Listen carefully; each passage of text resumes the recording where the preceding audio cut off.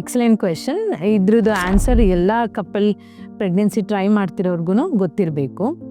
ನಾವು ladies menstrual ಸೈಕಲ್ನ normal ಆಗಿ 28 ದಿನ ಅಂತ ತಗೊಳ್ತೀವಿ. ಅದರಲ್ಲಿ ಮೊದಲನೇ ದಿನ ಪೀರಿಯಡ್ಸ್ನ ಡೇ 1 ಅಂತ ತಗೊಳ್ತೀವಿ. ಮತ್ತು ಓವ್ಯುಲೇಷನ್ ಆಗೋದು ಅರೌಂಡ್ 14ನೇ ದಿನದಲ್ಲಿ ಆಗುತ್ತೆ. ಸಪೋಸ್ ಯಾರಿಗಾದ್ರೂ 30 ದಿನದ ಸೈಕಲ್ ಇದೆ ಅಂತ ಅಂದರೆ 16ನೇ ದಿನ ಓವ್ಯುಲೇಷನ್ ಆಗ್ತಿದೆ ಅಂತ ಲೆಕ್ಕ.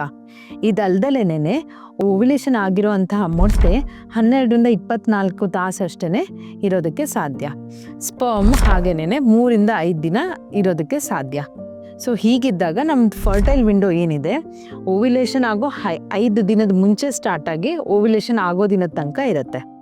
ಸೊ ಸಪೋಸ್ ಯಾರಿಗಾದ್ರೂ 28 ದಿನದ ಸೈಕಲ್ ಇದೆ ಅಂದರೆ 11ನೇ ದಿನದಿಂದ 15ನೇ ದಿನದ ತನಕ ಅವ್ರದ್ದು ಫರ್ಟೈಲ್ ವಿಂಡೋ ಇದೆ ಅಂತ ಅರ್ಥ ಮಾಡ್ಕೊಳ್ಬಹುದು.